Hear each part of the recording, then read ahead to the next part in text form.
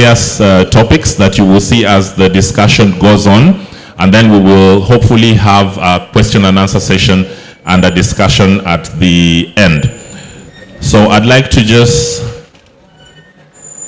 ask the IT team, could you just start the presentation?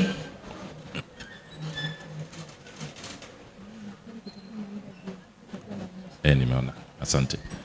Thank you very much. So by way of setting background, Sanofi is a pharmaceutical company that has a specialized social business unit called the Sanofi Global Health Unit.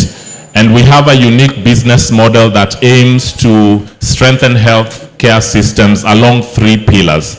Now, the presentations that you will see today are a testament of what we have been doing in the last 2 years to be able to integrate partnerships to strengthen healthcare systems in Tanzania, all right? So my duty today is actually to introduce the panelists who I will ask to just come up front. So the first speaker that we'll have will speak around what the Tanzania Diabetes Association is doing together with the Ministry of Health in improving healthcare. I'd like to invite Dr. Rachel Dumu to just come and sit at the front. You can give her a round of applause as she comes. Thank you. Then our second speaker is Patrick Moendorf, who is affiliated to Touch Health, and he's going to talk about the MedFikia program, which aims at quality improvement at the point of care at the pharmacy level. Please, Patrick, come to the front. And then we'll have a third speaker who is affiliated to PharmAccess, and that's Faiza Abbas, who's a program manager, and she's going to talk about what we are doing together by way of strengthening remote management of NCDs through patient groups. Faiza, could you please come to the front? Then our fourth and final speaker is a very wonderful gentleman called Joseph, same name as myself, who is the CEO of Dawam Kononi, and he's going to talk to us about data-driven decision-making for health systems strengthening, and he's coming right from the back. All right, so ladies and gentlemen, without wasting much more time, I'll invite each of the speakers for 5 to 10 minutes to just run through some of the key learnings that you have seen by way of implementing health systems strengthening projects in Tanzania. And then I'd like to ask you to just park all your questions to the very end, and then we'll be able to have a wonderful discussion. Thank you very much. So first we'll start with Dr. Rachel Ndumu. Welcome.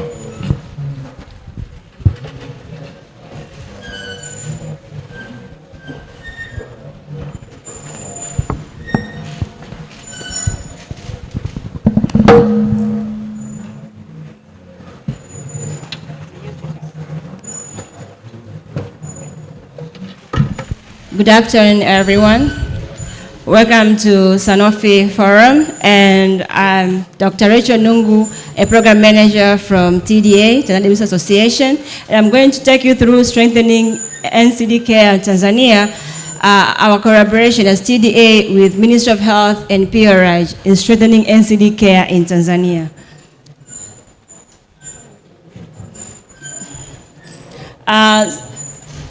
As to start, we all know that the burden of NCD has been rising in the past years, and it is contributing to 41 million deaths that occurs globally. That is death, like 17 million premature death. That means people die before reaching the age of 70, and 85% of this premature death occurs in low and middle income countries.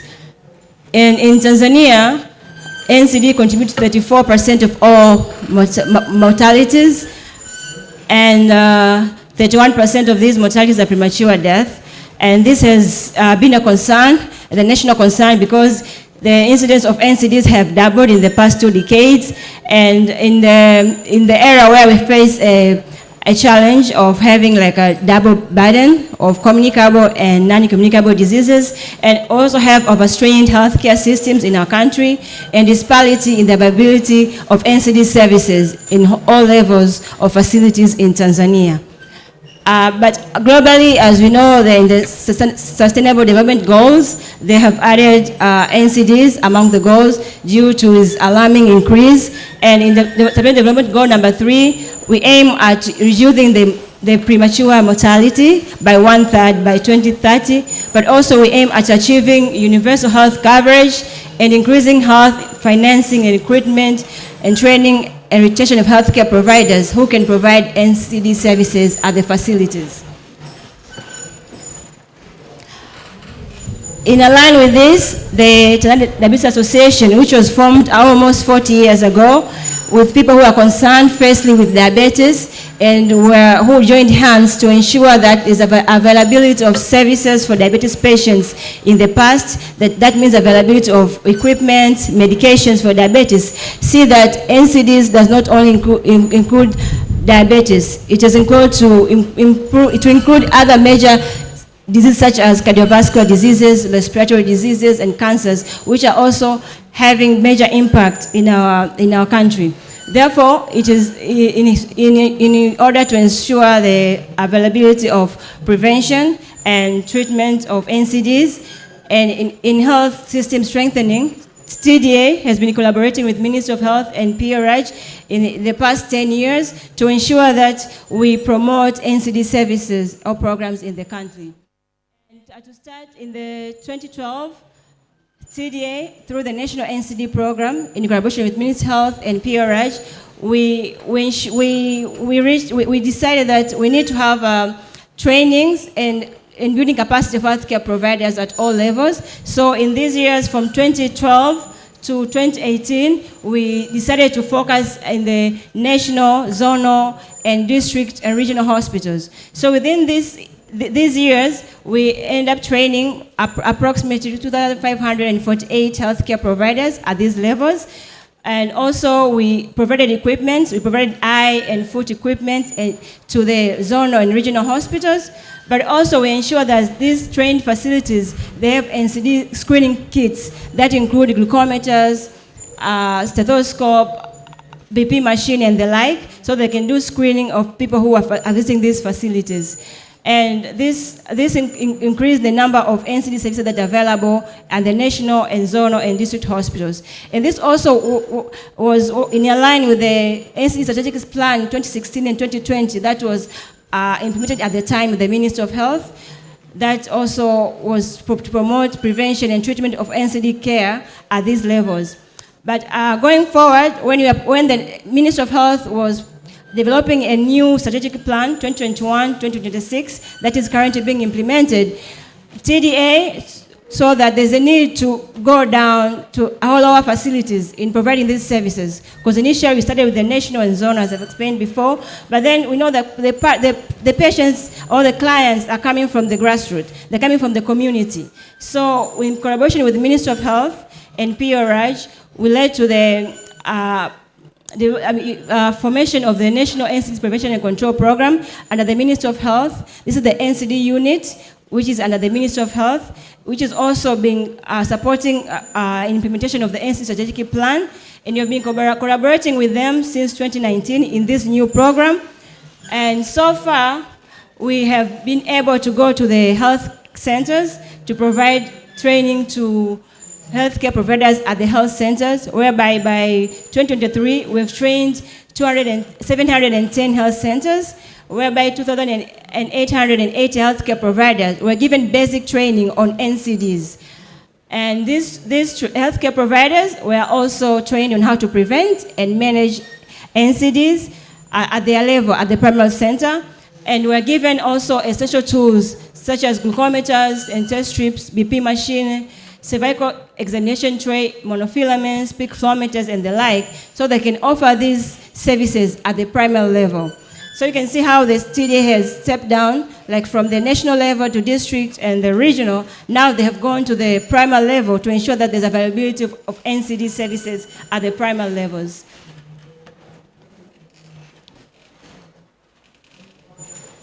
Apart from that, other achievements that we have as in implementation in ensuring we have NCD care in Tanzania in collaboration with Ministry of Health and PRH.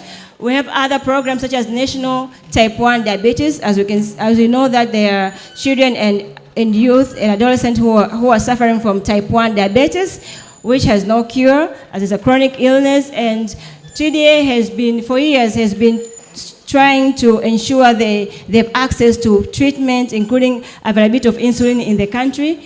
And we have been increasing our clinics where we ensure they have access to care.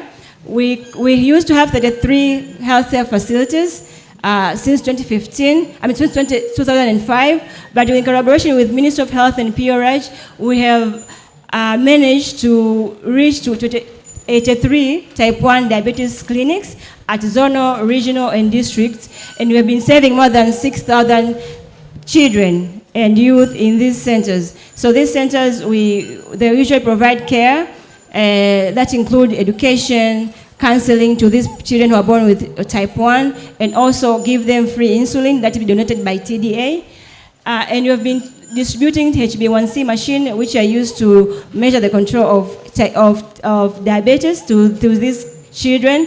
And by last year, we managed to distribute 73 HbA1c machines to 73 health centers, health facilities, that include 41 in the mainland and 32 in Zanzibar, because this type 1 program is in the mainland and is in Zanzibar as well.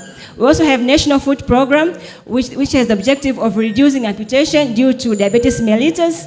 And we are equipping healthcare providers with knowledge on diabetes and prevention, but also how they can screen their food so that they can save these limbs for people who are having diabetes. And so far, we've managed to train 51 facilities, whereby we train TOTs who can go back now to their facilities and train other doctors, surgeons, and those people who are seeing these patients with diabetes. And we also provided essential diagnostic and foot care tools, which include tuning fork, patella hammer, monofilaments, and dressing trays, so that they can see these patients and screen them for foot ulcers. And this training was done in 2022. By 2023, when we did a 1-year follow-up, we noted that 14% of people who were screened for diabetes foot had foot ulcers, and 61 out of them, they had their foot were infected, the ulcers were infected.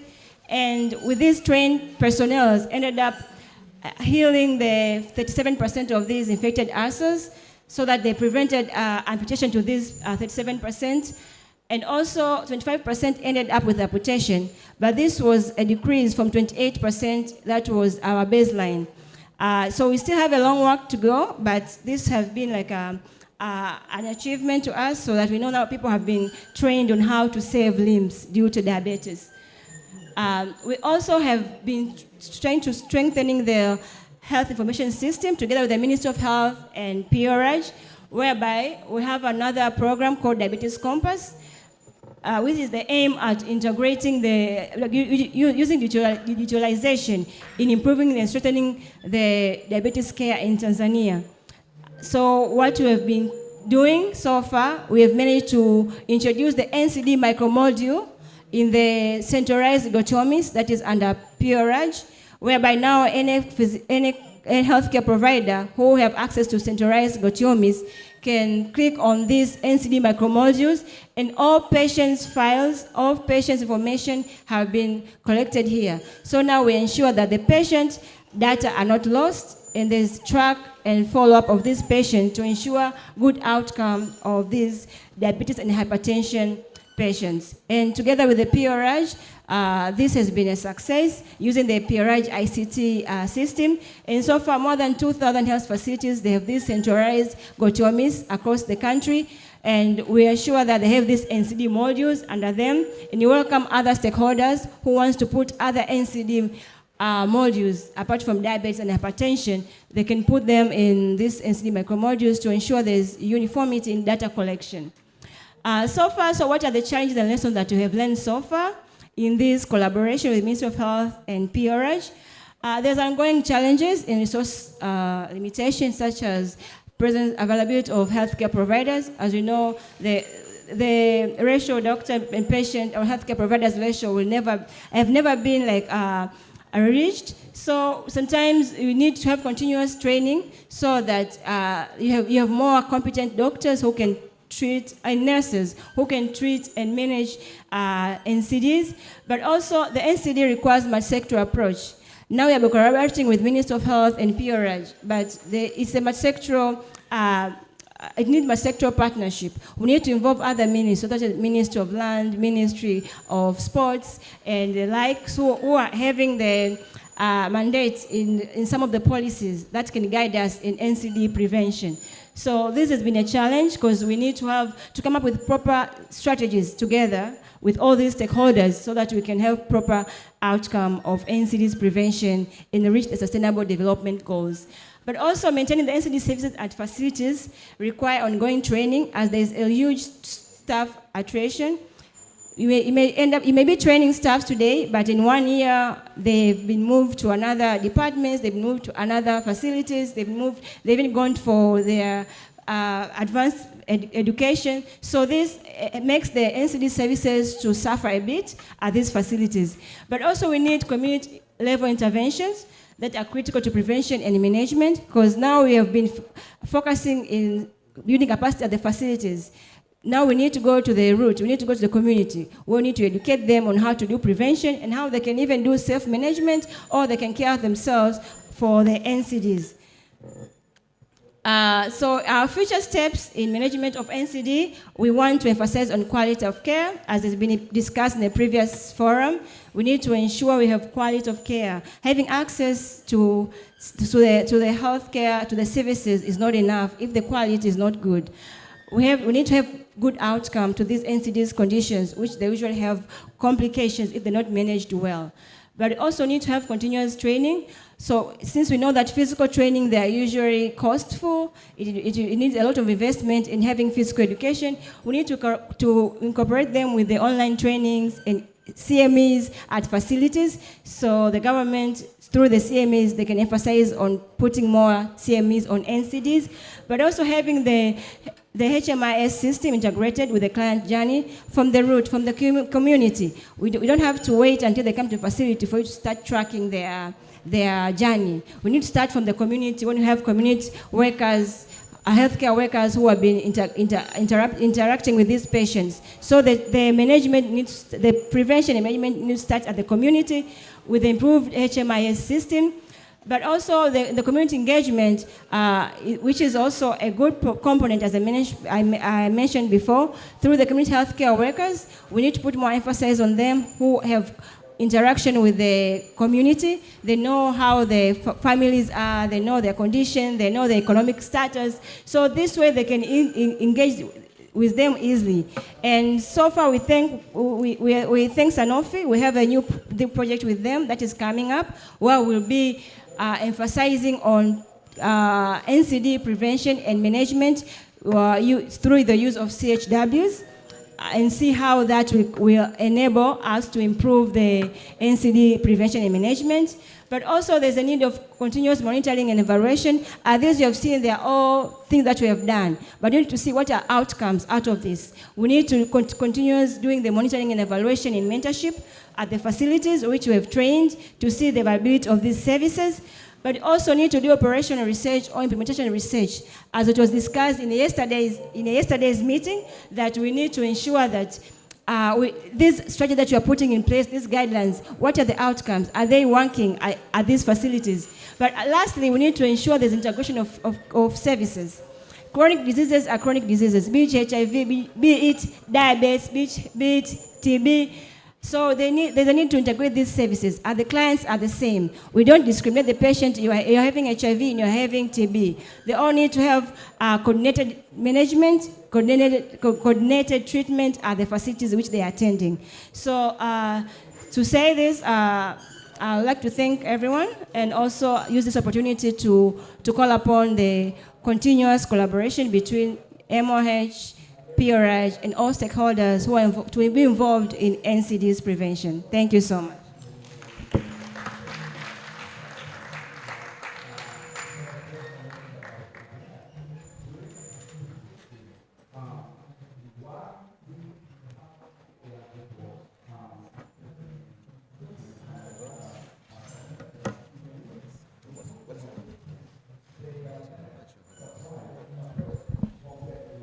Great. Thank you very much for the introduction, Joseph. My name is Patrick Mondorf. I'm from Touch Health. Sorry. Now it's better, probably.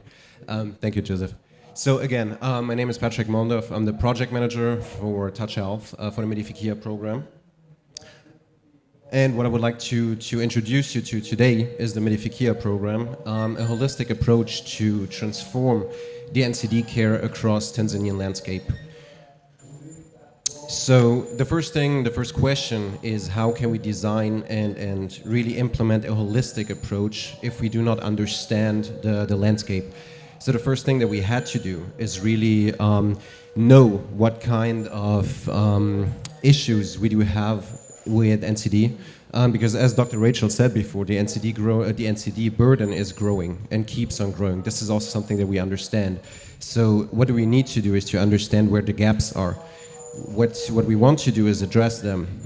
So during our analysis, what we really learned is that we can mainly build a two-pillar program across those critical gaps that we identified. On one side, on the patient management part, on the other side, on the supply chain and operational excellence part within the pharmacies at a primary healthcare level. What it means is what we really identified is a massive lack of capabilities in terms of patient tracking. I think you all probably know it even more than I do, but NCD patients do need close monitoring. This is not a condition that you will be able to resolve after going to the pharmacy once, getting medication once, and then you never come back. This is not how NCDs work. So you need very close monitoring. You need a constant evaluation of your situation, and if your vitals are improving or decreasing in terms of health. So this is why the lack of patient tracking and patient management skills is something that we need to address critically. The other parts are unstructured services from healthcare center. So what we understood in our facilities is that some NCD patients are actually being treated as OPD patients. They do not have a regular clinic. They do not have regular clinic days. So this is a big issue because some of those facilities will just be lost in the system. They will not even be recognized as NCD patients. So what we need to do is improve monitoring skills, is improve like the overall tracking and management of those patients. On the other side, not only from a facilities perspective, but also from a patient's perspective, patients need to be informed. The lack of education sometimes regarding NCD diseases, non-communicable diseases, is very big and therefore also decreases the retention rates that facilities can achieve. So those are all issues that we need to address on the patient side and on a, let's say, patient work stream. On the other side, as I already hinted, we do have two pillars in our program. The other pillar is the medicine management. This is more like a supply chain part where we actually want to address as an overarching goal the medication availability, because this is one of the big issues we encountered and understood. One of the core challenges is really the medication availability for patients in need. So the inefficiency in pharmacy processes may be there is no first in, first out method, so meaning there's like a lot of medication going to waste. Stock management issues in terms of stock accuracy. Some facilities don't even know what kind of medication they still have in the back of their shelves. So those are all issues that we need to address with simple methods, which gain in complexity along that overall process. One of the biggest issues that we found in pharmacies is the forecasting, meaning pharmacies do not have functioning forecasting methods to really adjust their needs to this growing NCD burden, which has already been mentioned like a few times. So this is something that we really need to address, and this is the critical gaps that we identified and the core challenges within our program. I already hinted at that two-pillar structure that we have in the program. So how we actually, and what we want to achieve across the Medificia program is to involve patients in their healthcare journey, is to get a higher retention rate through informed patients. If a patient knows that, oh, I need to go in twice or 3 or 4 times, and it's not only a one-time disease, then he will come back to those facilities. So we want to achieve informed patients through different kinds of interventions that will make sure that the retention rate grows. What we want to have is the possibility to treat patients as needed, meaning if they come into the facility, we want to be able to give them the medication that they have, or like provide them, like make the facility provide them with the medication that they need. So the big question is, how can we achieve it? And this is something that we really address in our holistic approach. I just brought a few key interventions here that I would like to show you how we address those critical gaps. On one side, we have, once again, I'll always stick to the structure that we have in the program, meaning based on the two pillars. So on one side, we have the patient side, where we introduce patient-held medical records. This is a simple, let's say, very simple piece of paper, which actually adds a lot of complexity by tracking all relevant clinical histories, the risk factors that a patient might have. It provides a treatment plan to the patient, which the patient brings at every visit to this facility. So through recording and providing a treatment plan, it's on one side involving the patient in this journey. He will be able to go through each visit, through each vital that has been recorded at each visit, to really understand, oh, okay, my vitals are improving. Now I'm going in regularly, so my vitals are actually getting better. So what this patient-held medical record does is really closing the gap on one side to involve the patient in this journey, on the other side to provide the facility with an overview of everything that has been done in terms of past treatments. And one of the biggest issues is it closes also the gap in referral processes. Because if a patient has been referred to a district hospital or to higher level facilities, up until now they maybe received feedback by phone from the lower level facilities, but there was no real treatment, no information about what has been done over those past months. So now with this piece of paper that the patient can bring into the higher level facility, they will be able to see exactly what has been done, which medication has been prescribed, and if the patient adhered to the schedule, because the scheduling information is also on this piece of paper. The other solutions that we provide is a digital prototype with scheduling functions for NCD patients to really start tracking patients, to allow facilities to understand how many patients do not adhere to the schedule and to long-term contact them. On a pharmacy side, we do implement operational excellence processes, meaning what we are trying to do is really make the facilities understand that workplace excellence and operational excellence is crucial. Simple industry-proven processes such as the 5S principle, visual management boards, tracking of KPI, and the introduction of KPIs, those are all things that we are trying to implement and therefore have as a solution to improve to lessen the burden of NCDs with improving those facilities. Now, I know that I just talked a lot about how we did it, but what I also want to show you is that it works. So the Medificia program, I brought some key successes and a few key KPI, and I have to add a little comment. At the point of creating this presentation, there was 8 facilities enrolled. Right now, the Medificia program scaled up to 20 facilities already. So right now, the 1,500 NCD patients enrolled in the PHMR card process, which I just described, grew to 2,000. But overall, across the 8 facilities in Mwanza, even at that point, 2 months ago, we achieved a 20% increase in recurring patients. We doubled the NCD medication availability in those facilities, and we reduced the stock out occurrences by 80%. In terms of, and those are things that really, as you can see, those are big numbers. There was a lot of room for improvements with those kinds of interventions. We also introduced surveys towards the facilities, because what we want to do is keep on improving. We want to keep learning how we can help them best. So with those NCD surveys, we actually learned that over 90% of the staff in those facilities we're in does agree that through our interventions, they can provide better healthcare services. No, sorry. So, as I said, the key indicators show that we do manage to reduce stockouts, that we are able to help in retaining patients in those facilities. So what we want to do is, of course, replicate its success. Again, at the point of creating this presentation, we were focused on Mwanza. Right now, we already implemented in 12 facilities in Gator and just came back from an assessment in Kagera to also implement and enroll facilities in the Kagera region. This is also happening by a phased rollout approach because, of course, with the hands-on approach that we have, which is one of the key elements of the Medifikia program, because we're not going in, giving them some stuff and going out. But what we want to do is really mentor them, really be there for them and support them through supportive supervision sessions. So this is why we have a phased rollout approach in which we take on a subset of facilities at a point of time and increase those facilities going forward. As I already hinted, so we want to expand to over 30 more facilities, adding up to a total of up to 38 facilities as of now, and really focus on improving those facilities continuously.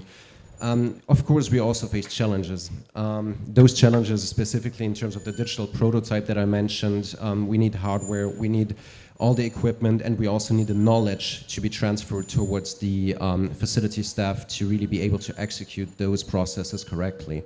So, of course, we are not at a perfect state yet, but we are definitely making the improvements by supporting those facilities with those interventions. So in my opinion, and I know that I'm a little bit biased, but Medifikia is making a transformative impact across the NCD landscape. And at this point, I really want to thank our, let's say, partners, of course, with Sanofi, but also the collaboration that is needed to really achieve those goals on a long term, meaning also the Paralgy Ministry of Health and also having the district and regional level stakeholders such as NCD coordinators and medical officers being involved in our program and making the difference for us to relieve the burden of those NCDs. Thank you very much.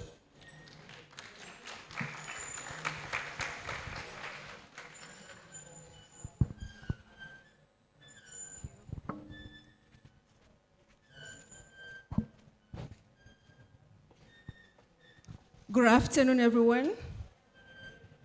My name is Faiza Bass, working with Farm Access.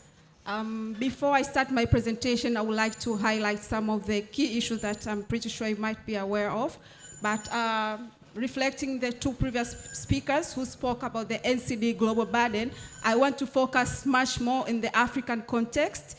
As we all know that in numerous African nations, the pursuit of universal healthcare coverages faces many challenges.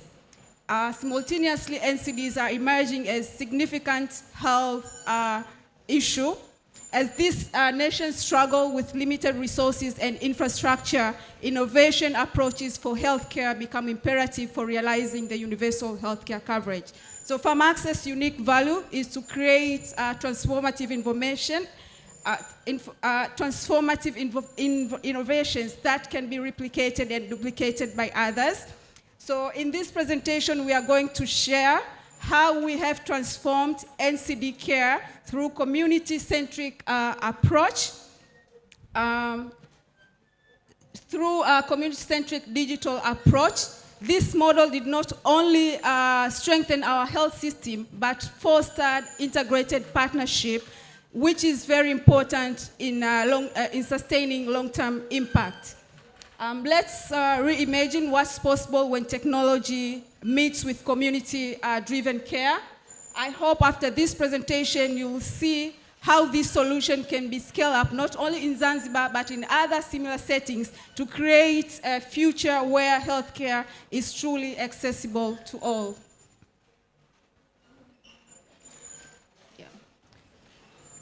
In terms of NCD's burden in Zanzibar, just like many African countries, the NCDs is one of the primary causes of morbidity and mortality, contributing to significant high burden to healthcare services in Zanzibar.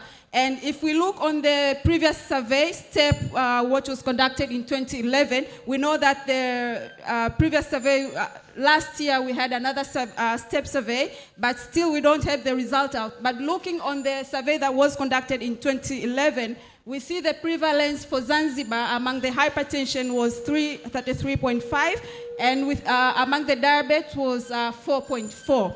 Another challenge that also comes with the NCD burden is the poor control of blood pressure and diabetes, of which in this survey it indicated that of those who are already on treatment, only 10% of hypertensive patients had their controlled blood pressure, and only 11.9% of diabetes patients had their blood glucose measurement control. So apart from the NCD burden itself, we see like even the adherence and control of the patients who are on medication is also a challenge. Coming to the challenges that are related to service delivery, we see various challenges in our health system, and these challenges contribute to high opportunity cost to patients due to long travel time to health facilities. In Zanzibar, I think we have only 60 health facilities that are providing NCD services among more than 100 healthcare facilities. So not all health facilities are providing NCD services. There are certain selected facilities that are providing NCD services that creates many patients to have to travel long distance to seek for the NCD services. But the way these services are being provided, sometimes we have the outreach being conducted at the community level, and whereby once these patients are being screened and identified having either hypertension or diabetes, they have to be referred to the next level facility, and sometimes if at the certain facility or at the primary level facility, they present with some complication, they have also to be referred to the next level. So the complexity and all other challenges really create opportunity cost and financial stunting to patients. And we also see in terms of service delivery, the health facilities are overcrowded by patients, minimizing the doctor time in providing services that also compromise the quality of services that is being provided. So, together with our partners, Sanofi, who provided financial support, we managed to establish a remote care model with a solution through establishment of patient groups. So we have developed patient groups in the community, and the key component in this solution is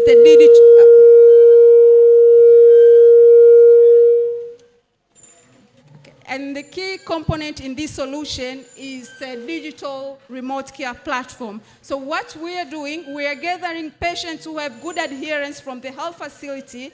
After gathering this patient, we talk with them, and we provide information on the availability of services in the community, and themselves agree like where they would like to meet up next time in receiving like community services. And the nurse and community healthcare providers are the ones who are managing these patient groups in the community, but they use the digital platform to enter information or patient measurement that can remotely be monitored by a clinician at the facility. So any patient who shows abnormal measurement or needs doctor's attention, a clinician remotely will be able to call a patient and request him or her to go back to the health facility. So with this bundle, remote care, what we are doing, we are providing health education, but we are doing measurement, blood pressure and blood glucose measurement. We are doing medication dispensing and also teleconsultation. And what we expect from these patient groups is to address some of the challenges that I highlighted previously.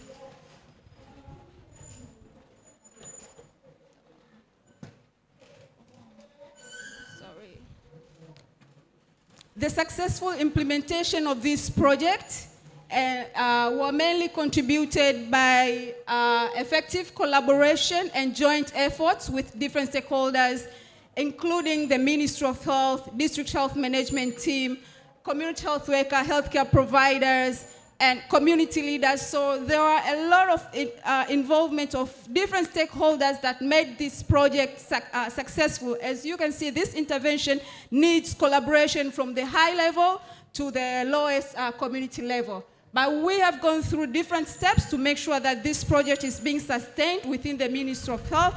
And some of the intervention that we did is development of guidelines. so that any someone at the Ministry of Health or at the District Health Management team can have a guidance on how they can establish this patient group even when the project ends.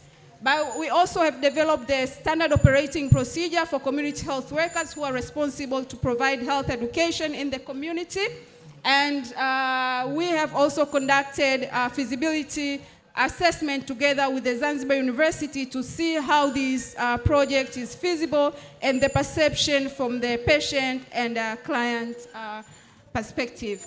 But through, currently through the remote monitoring, we are involving the call center from the health promotion unit of the Ministry of Health. They are the ones who are doing the remote monitoring. So this model has been built in a sustainable mechanism to ensure that it is well integrated within the Ministry of Health system.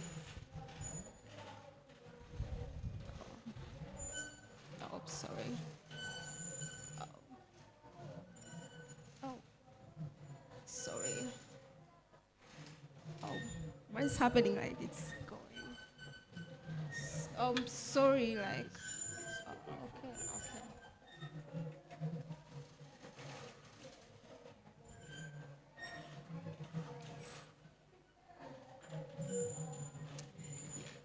We have been able to monitor some, sorry, I think my hand is moving so fast, so the slides are really moving fast. Oh, my goodness. Oh. Yes, so in terms of health outcomes, what we've been able to see is we have seen the improved health outcomes, and through this platform we managed to monitor the patient outcomes into the cohorts. We have all the patients like historical data, and we monitor the progress at each visit. For example, in terms of hypertension, at baseline we had only 11% of all patients with a controlled measurement, but a year after, like recently, we have seen like a percent of patients with controlled hypertension have increased to 22%, and those with diabetes has increased to 52%. What are some of the insights we have seen from this project? Lack of next of kin during the provision of services acts as a limitation towards adherence. Majority of the patients who are coming to this group, they are old age, and sometimes when you provide them with a health education diet, they find it difficult to adhere to because of their, like, majority of the household activities are either controlled by other member of the household. But we also noticed there is low male involvement in the patient groups. Only of all patient groups, who are all members who are 968, only 24% of these are male. But other important lesson that we can take from this project is cultural context, which is very critical when you are thinking of establishing this such a project, because sometimes you have to reflect on the context, issues of gender when you bring together people. So we had several learnings, but advocacy and empowering patients is one of the key issues that also helped to successful project implementation. Some of the achievements that we have seen so far is the successful implementation of this community-based remote care. As I've mentioned in the previous slide, we started only with 3 groups, but currently we have I presented we have 25 groups, but we are expecting also to expand to 11 more groups, so we are going to have 36 groups, both in Unguja and Pemba. But we have also seen an improved health outcome, and we have seen patient engagement at different level because they are receiving care close to the community. They've created a close collaboration with the community healthcare workers, so we have established a system whereby patients are highly engaged to make sure that they are improving their own health. Our future direction, like what's our plans, is to expand reach. We now have 36 groups, but we see the demand, and we have seen like majority of patients are still asking for these groups at their locality. So in terms of demand, there's still high demand from the patient. And in terms of building capacity, we feel like for this intervention to be sustained, there still needs to be capacity building ongoing at different level, at district and to healthcare providers at the facility level. But integration of new tools is still critical. We have seen like currently there are different digital tools that can connect patients. So we feel like in the future there's still need of having these digital tools to accelerate or provide more quality services. And we think advocating for policy integration can increase public awareness to support long-term success. And I think most of you were there yesterday during the launch, where during the opening ceremony, we also launched a documentary of our patient group. That is also one of the advocacy, and we're really making sure that we're engaging the ministry so that this integration can be sustained. Yeah, I think that's, yeah, thank you.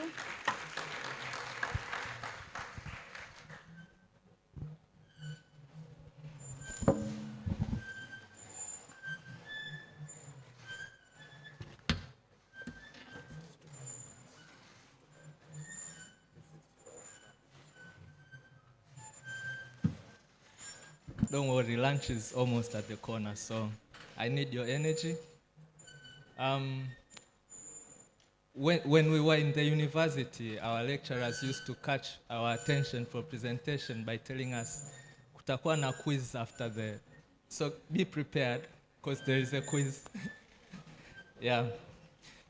I will stand here for the ones who are, and I am the CEO and the co-founder of this company called Dawa Mkononi. I received, thank you. And I wanted to present to you, yeah, you know, old habits that I had. When we were in the ward, we used to tell doctors, I want to present to you this patient, blah, blah, blah. So anyways, I'm going to present something very exciting about the future of technology. And I think this is something that the current health facilities should adopt and should practice. So imagine maybe you're in the village somewhere. Maybe that is where some of us came from on the practice side. And there's a dispensary several kilometers away, and it has understocked medicines in the shelf. That means some patients can't be serviced properly. And we also have issues with counterfeit medicines. Maybe some of their products are substandard due to storage, due to transport. And at the same time, we have issues of lack of capital. These are among the most common issues happening in a developed country, because people, of course, cannot afford. In a very common developed country, you would find actually all of these in one health facility. When we used to do our field somewhere in the Pwani region, even during medical school, you'd find a health facility missing very common things. It could be gloves. And just a kilometer away, you find another health facility with plenty of gloves, but maybe no cannulas. And the other one has plenty of cannulas. So we have these issues happening very often. And due to lack of proper systems of inventory management, so much expiries happen. And if you get expiries, this is revenue lost for a health facility. It's money lost, basically.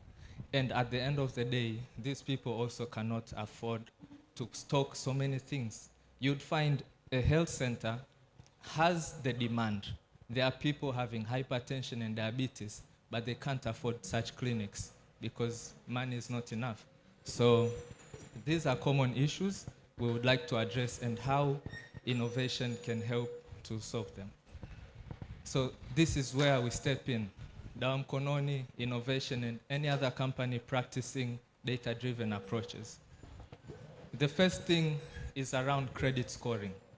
Credit scoring, you can imagine it as a place where you can send all your data for the customer behavior, how they buy these products, how they make transactions with their suppliers, and at the end of the day, they get a scoring if they are good pairs or they are not good pairs. Banks have a huge balance sheet of lending, and that is their business.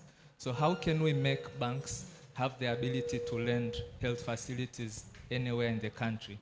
We need to integrate credit scoring systems into all the health facilities so that if they're in shortage of medicines, they can get quick loans. And this is something that we do in our company.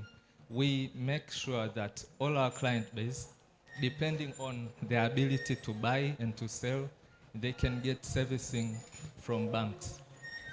The second thing is the hype happening globally all over the world, AI. Almost everyone has heard about artificial intelligence, right? Anyone who hasn't? Okay, I don't see a hand. So AI is truly the future of tech. The ability of gathering health facility data, putting it in advanced technology, is what will make the supply chain streamlined. I don't know if there's anything else that can do that. Because if we have a certain facility hundreds of kilometers away, and you can accurately predict in 3 months what their requirements will be like, that is the most awesome thing, and it's going to really cut off a lot of understocking and overstocking. And the last thing is access and availability, and this is something we are quite proud of in our company. We make it very easy for health facilities to buy medicines. You know, everybody here knows the Kariakoo market is the largest pharma market, right? And in order to get medicines there, you somehow have to make it there. If you're not in Dar es Salaam, it's quite cumbersome. So what people normally do, maybe you travel in your Mwendokasi, you know how difficult that is. To just, get into the Mwendokasi, you get into Kariakoo, you have to go shop by shop because even the suppliers do not have data-driven systems. You send your orders, it will take you a couple of hours, you get your 3 big boxes. How do you transport those boxes back to your facility? If you couldn't even stand properly in the Mwendokasi, how are you going to put the boxes? This is how the boxes, medicines break, cold chain products will stay in the heat area for a long time. So we make it easy. We make it, through your mobile phone, you can just order the products and we'll deliver to you within 3 to 4 hours max. So we also encourage health facilities to practice such kind of technological advancements. And what are the impacts and outcomes that we have created at Dawa Mkononi? And we believe the first and foremost, supply to the low-income community. These are majority of the Tanzanians, Maybe most of us live in Dar es Salaam, so we get to forget that most of the Tanzanians are actually low income. And if we can make their supply chain streamlined, we are going to save plenty of lives in the country. And the second thing, financial inclusion. Access to capital is a nightmare. If you can help a facility have access to that capital and grow their business, this is going to be an amazing thing, to be honest. Job creation through advancement of technology and economic growth, eventually you get to hire more people. For instance, in Dawa Mkononi, we currently have about 100 employees, and we keep on growing more and more year over year. And reducing stockouts and reducing counterfeit medicines. I haven't touched much on the counterfeit medicines, but we do have technologies that can track the batch number based on the TMDA registration and use that to track all the way. And also, in case you need to recall a product, you can easily recall. These are technologies that are very important, provided there are still going to be death year after year because of counterfeit products in the country. So this is a little bit story about us. We started 2 years ago, and currently we service close to 2,500 health facilities. These range from pharmacies, clinics, hospitals, and just a B2B model. And since last year, we have made over $7.5 million in revenue, and we do have quite a good support from some institutional investors, ranging from angel networks to global corporates such as Sanofi themselves. And we also have support of the Bill and Melinda German Development Bank, IDRC, and the like. Such players are looking for other players in this market who are willing to take data into the next level. They are willing to fund, and they are willing to see our economies grow through such systems. So to wrap this up, this is only a recap. We only focus on data and innovation, and we believe if we have improved cash flow, the economies will grow. We have seen some of our clients open the second shop, the third shop, the fourth shop, etc. And if we have more financing options, again, that is how banks make their money, but that is also how our client base can grow their skills. So this is our awesome warehouse team, and we also welcome stakeholders, if you're in the audience, who believe that we can work together to revolutionize our health sector. So thank you.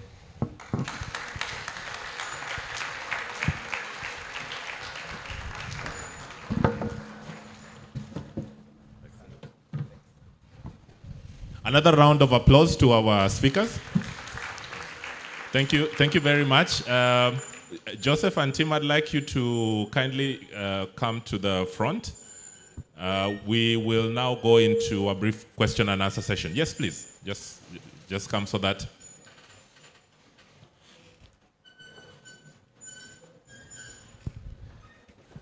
Excellent. So I believe the audience has been able to see what we meant by trying to strengthen health systems through integrated partnerships. As I had mentioned in the introduction, all these organizations that are working here in Tanzania that are doing various things, and if you listen to the conversations that they had and the presentations, you'd realize that there is something that is being done to strengthen the capacity of healthcare practitioners to be able to manage patients well. There is something that is being done in the ecosystem or the infrastructure, supply chain, and etc. I believe Patrick talked about that. There is also something that is being done directly to help patients to be able to live positively with their condition and to be able to access care, as was described by Access, the patient groups. And obviously, technology never misses in this kind of conversation. So that is the picture. That is the whole integration element that we were talking about. Now, quickly, I just want to check, is there any question in the audience? And we'll give equal opportunity to both men and women, as opposed to the previous conversation. So yes, you'll just quickly shout your name, and then you will address the question to the specific individual, and then we'll go. So we'll take the first four. Yes, sir. Do we have a roaming mic? You want to use this one?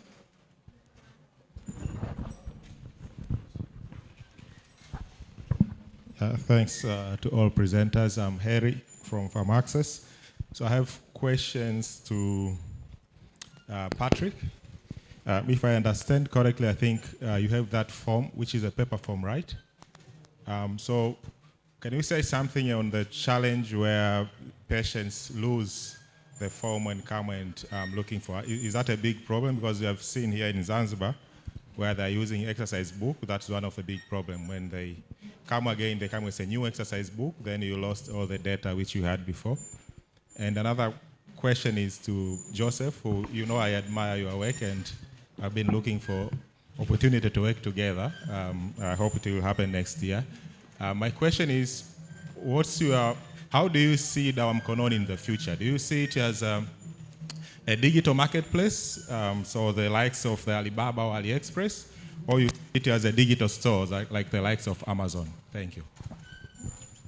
Okay, so Patrick and Joseph, you'll note those questions. The second question, yes, please, madam. Thank you very much. My name is Dr. Mary Rose Jetas, and I work with Japaigo. So first of all, I really wanted to congratulate all the panelists. Excellent presentation, and I have 3 questions.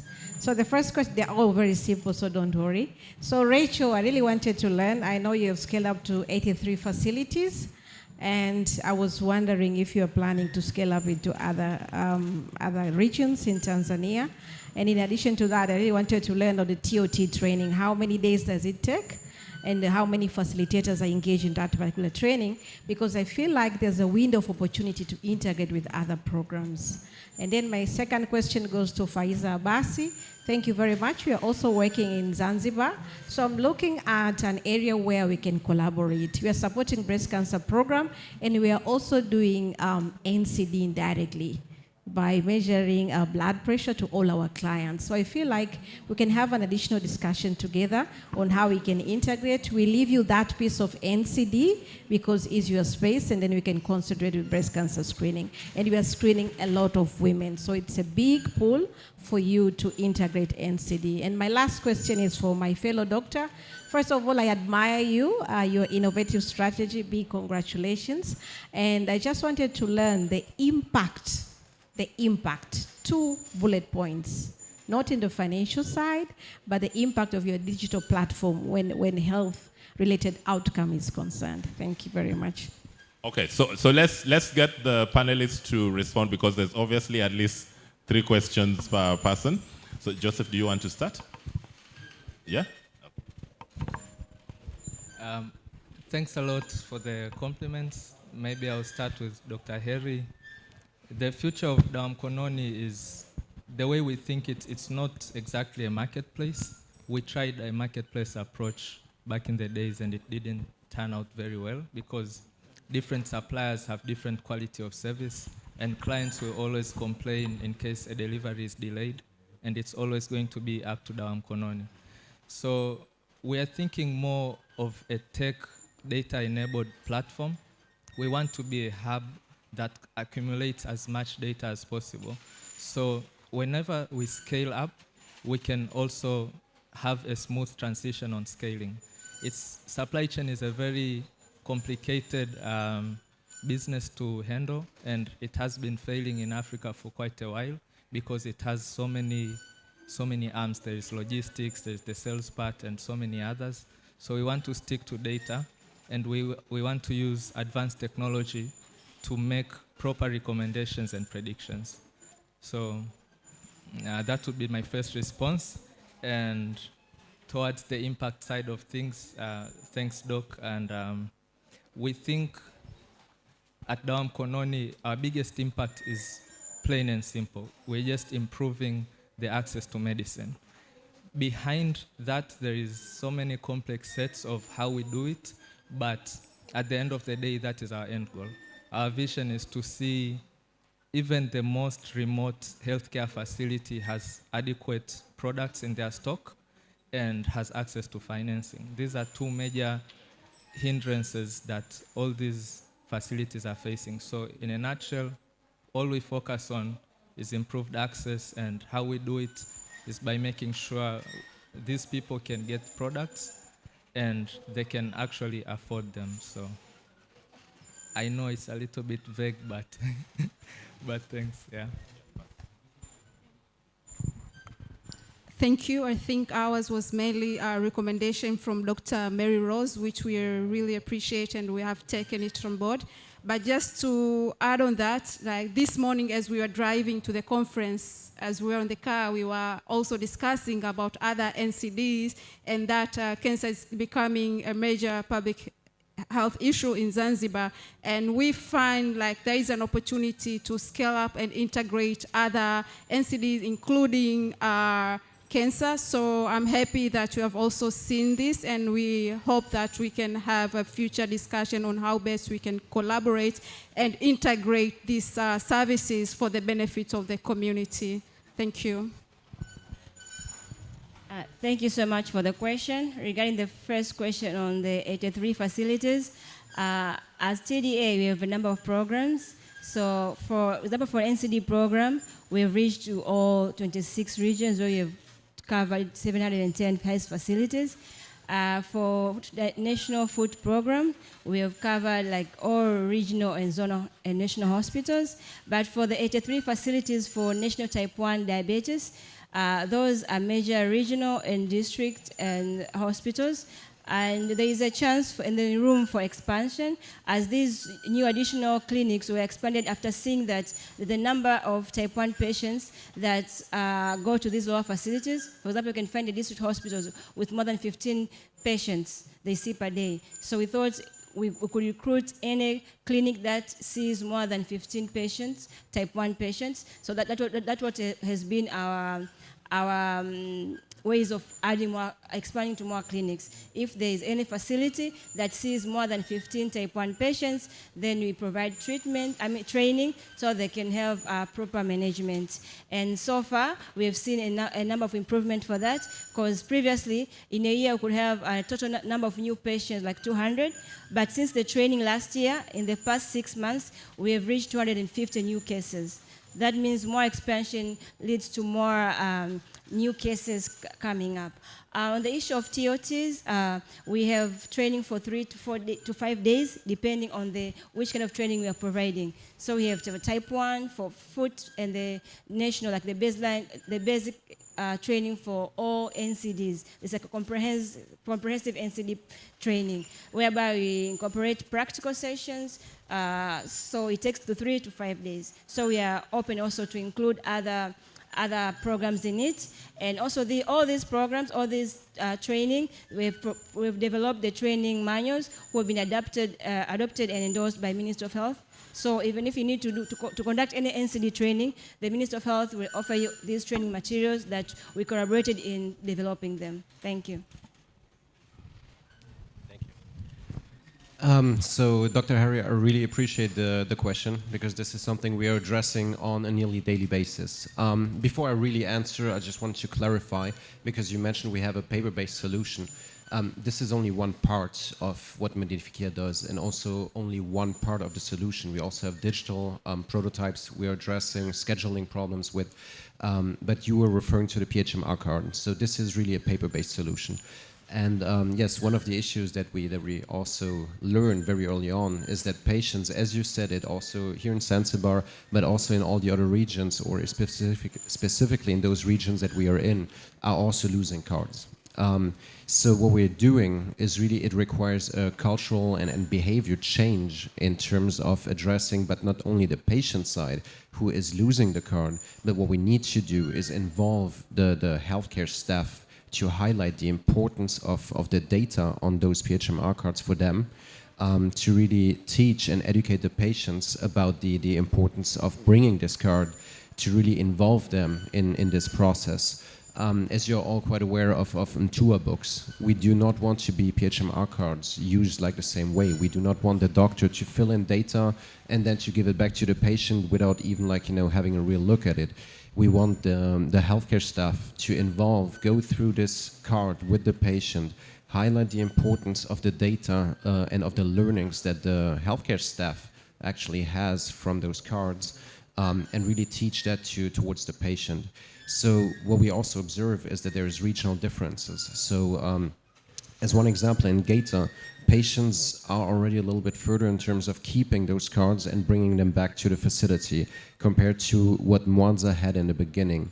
So at the beginning, this was one of the issues we encountered, of course, but it really requires to involve the healthcare staff, to involve the doctors, to really make sure that they go through these cards with the patient together, involve the patient in their own journey, but at the same time highlight the importance of bringing those cards back. And this is something that seems to work if we can really make the patient understand how important it is to have that data. Because there is not only the schedule for the patient on this card, there is really what did the healthcare staff provide over the last few visits, what medication has been prescribed, which doses. So there's so much information on this card that will be helpful for the healthcare staff, which is why they need to make the patient understand how important it is. Thank you.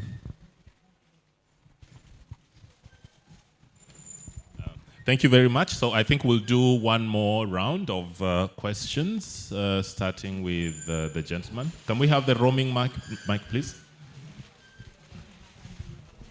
have a question? Okay, so you go second. Thank you very much. My name is Swedi Yunus. I'm neither a medical expert nor a president with a small R and a big R. I'm just a curious individual. I have a small company. I deal with investment facilitation. I have two questions. One question for Joseph, Rachel, and Patrick. Rachel, Patrick, and Faiza. In terms of collaboration, all of you have indicated that you're collaborating with the government, Ministry of Health. So I just wanted you to evaluate 1 out of 10 in terms of your collaboration, your partnerships. 1 being the worst, hell, and 10 being the best. How is it going? And then second question for Joseph. In terms of innovation, we do know that our countries are struggling in terms of digitalization. So how easy or complex has it been for you in terms of bringing that idea, which I congratulate all of you for? Thank you. Okay, there's one right across here. And then we'll have a third one right back there. Thank you so much, and congratulations to all the panelists for a very insightful presentations. Though a little bit shocking, seeing how the problem is increasing. But the good news is that we are now here discussing the sustainable health system strengthening through integrated partnership. And congratulations to Dr. Joseph. You are an inspiration to many. So my question goes to Faiza and probably Patrick. Faiza presented to us a lot of community engagement in terms of addressing the ENCD problem. But now we know that in most of African countries, including Tanzania, there is a small number of people who are having the national insurance for their medical service. In Tanzania, it's only 12% as we speak. So I'd like to know if there is any involvement of community pharmacists, including the pharmacist, pharmaceutical technician, and assistant, because it is normally not mentioned, but most of our people are going to the community pharmacies as their primary source of care. So how have we involved them in this project in terms of 1, capacity building, and communication, working together with the primary health centers within the area, like the dispensary and the health centers, in order to make sure that every patient who enters a pharmacist and has the signs or symptoms or is in the risk group of NCD is not going out without being addressed. Thank you. Okay, so one last one at the back.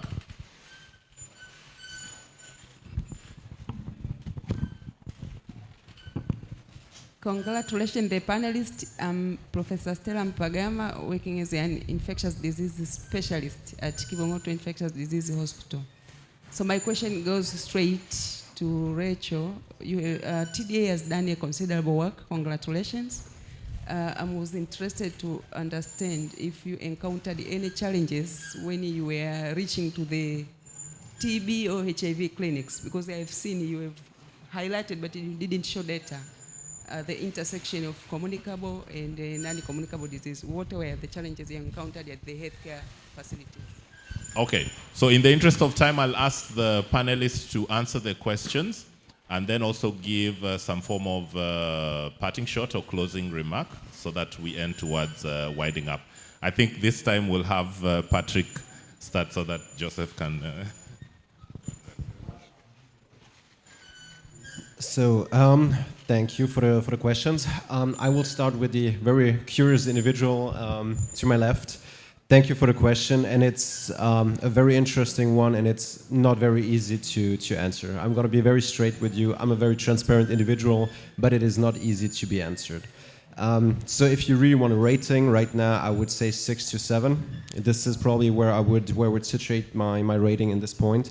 I'm happy to explain why. So Medificia is very fragmented, right? So we do have a lot of districts involved in our program. What we did recently in Gaeta is involve all the district medical officers, district pharmacists, district NCD coordinators. Bring everybody at one table is already very difficult. So this is already, the rating is already going down just because of the difficulty to reach each and every region. but this is more also due to the structure of the program, because it is scattered in terms of facilities. We also want to reach districts in Gaeta, like facilities like Karumwa, that are really far off. So we need to bring those stakeholders as well into into Gaeta district, into really like at one table to introduce them. Same thing applies for, going forward in terms of using, well, not using is maybe the wrong term, but having them as support us as multipliers, because sustainability is one of the biggest issues and the biggest challenges that we face by implementing programs. So what we need to do is involve district players, involve the regional medical officers, involve the RHMT teams to take responsibility, take ownership together with us, to really be able to have this program sustainable, to have a district pharmacist check up on the pharmacies that we are enrolling, besides only us doing supportive supervision, but them also being introduced to supportive supervision in the long term. So it is difficult to ask them to do all that besides their jobs. So this is why I can give a 10, but I would say that most of the individuals we're actually encountering and most of the district or regional level players in the three regions that we are in, they're involved in a program. Specifically in Gaeta, we just had a meeting with all the relevant stakeholders, and they are motivated to help us as far as they can. Thank you.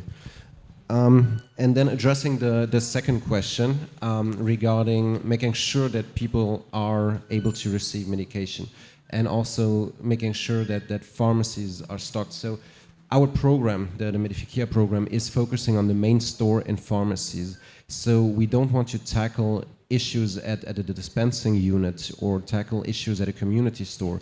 We really want to make sure that already, like before distributing medication into the wards, there is still a sufficient stock and there's still medication availability in the main pharmacy store, to ensure that there will be no stockouts, to ensure at the same time that there will also be no expired medication. So this is the complexity between overstocking and understocking medication.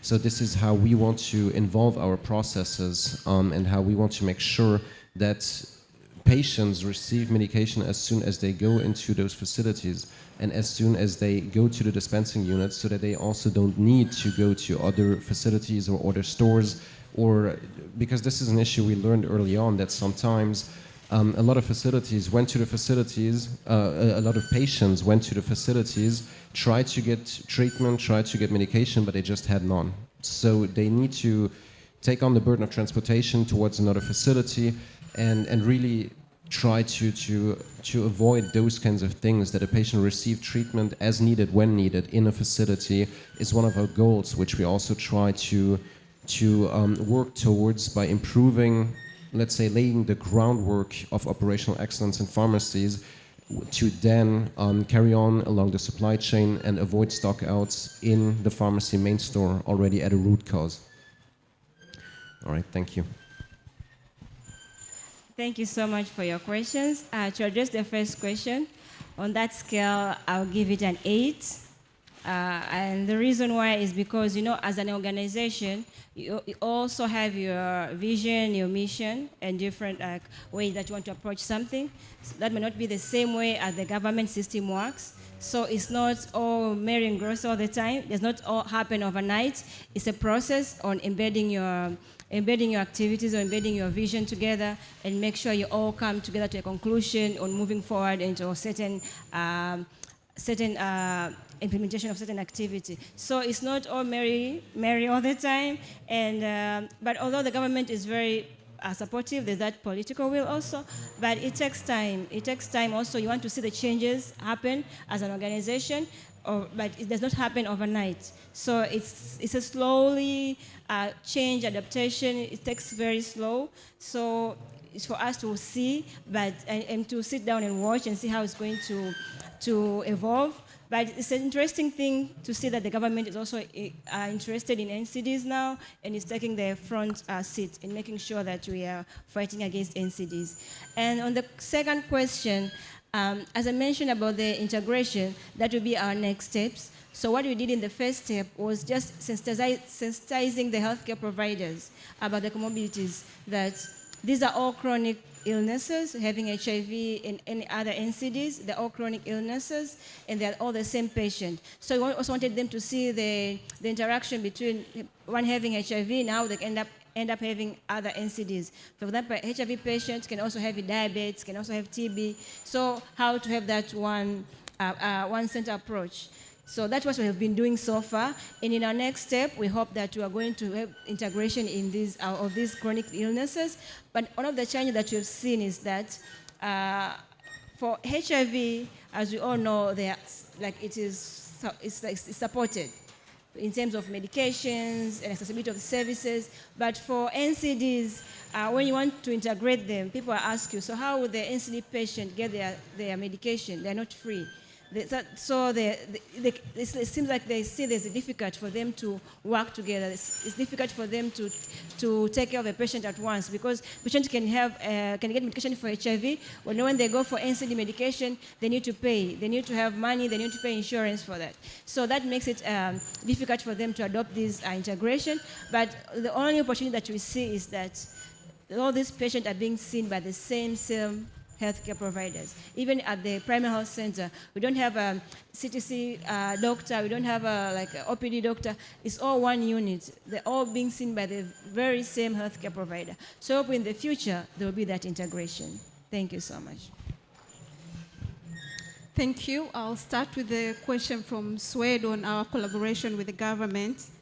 Honestly, I would rank it around 90%. And why I would say this, the challenge itself and how these NCDs have been creating a burden to the financing of the healthcare system in Zanzibar. So it comes from the ownership of the problem from the government. So from the beginning, the government and the ministry saw the NCD is really a huge burden in Zanzibar, and they took a high ownership from beginning in designing this project. So we designed this hand in hand with the government from the initial stage to implementation to all that process. So it was easy working with the government. And one of the very successful stories that I'll mention is the high level involvement of the management of the Minister of Health throughout this intervention. The Minister of Health himself has been in the field several times to see how these patient groups are working at the community level. So you can see high-level commitment from the management of the Ministry of Health. Of course, in terms of challenges, there are some few challenges here and there, especially working with the team that also have so many other responsibilities. So sometimes you can have your timelines. You want to have this accomplished maybe by October, but they also have their other priorities. They also need to do some other intervention with other partners. But how can you address this? It's a joint planning ahead of time. So you know that in the next quarter, we are going to have 1, 2, 3. So you make sure that you engage them in advance. But I think what is really, really important is the ministry and the government to own themselves as a problem and see this solution as part of their intervention. So for us, it wasn't that hard to engage with the government. The other question on the insurance, I'd also like to say that the revolutionary government of Zanzibar, since its independence 60 years back, have been providing free healthcare services to all Zanzibaris. Until last year, when the social insurance law was enacted, and the implementation of this mandatory social insurance is by phases, and currently all formal sector from the public have been enrolled into the Zanzibar Health Service Fund. We call it Zanzibar Health Service Fund. And the next phase will be the enrollment of the informal sector. And for the group that will not be able to pay for the insurance, they will receive government subsidies through the Health Equity Fund. That's still under the process. So still, for those who will be able to pay, they will pay for the insurance. But for those who will not be able to pay, they will still be receiving insurance through the government support. So to answer your question on how we have involved the community pharmacists, so far, we haven't done much engagement to the pharmacists, knowing that the community are still receiving these medications for free through the government funding. And we have been making sure that in these patient groups there is constant availability of medication. And we have engaged the district health management team, the district pharmacist, central medical store, now called central medical store agents, to make sure that there is no any group that lacks medication. And at least for the last 6 months, the medication availability in the patient groups were about 99%. We still see like there is importance of including this into insurance package. And one of the things that we are going to do, Farm Access in collaboration with Sanofi, we are going to do a costing study to see how these interventions cost in the patient groups, but also in the facility, so that to inform the Zanzibar Health Service Fund how these services can be incorporated in the Zanzibar Health Service Fund. Yeah, thank you.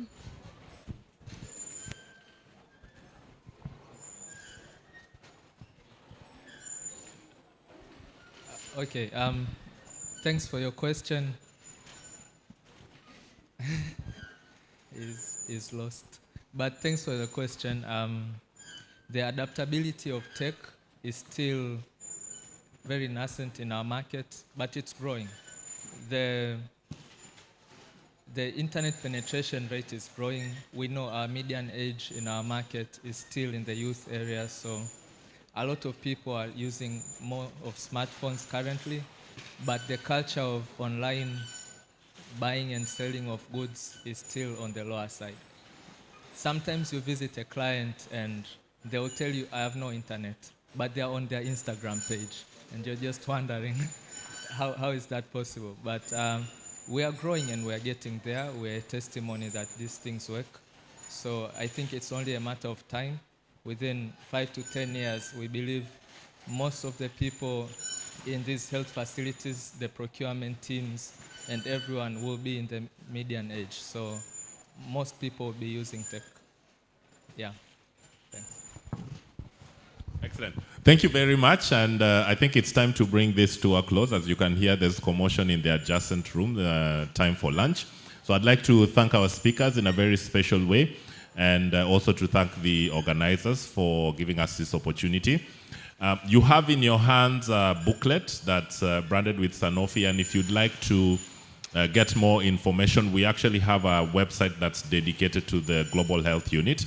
Just scan the QR code at the back of the booklet and it will lead you there, and you can get more information. If you're a healthcare provider, you can actually navigate to the top right corner. There's an opportunity to register, so that we can then even send you proactive information based on what is happening.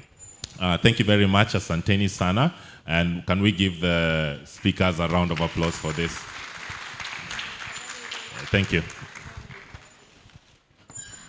Okay, thank you for the nice presentations. I would like to thank the panelists as well as all who have attended. Can we have a round of applause, please?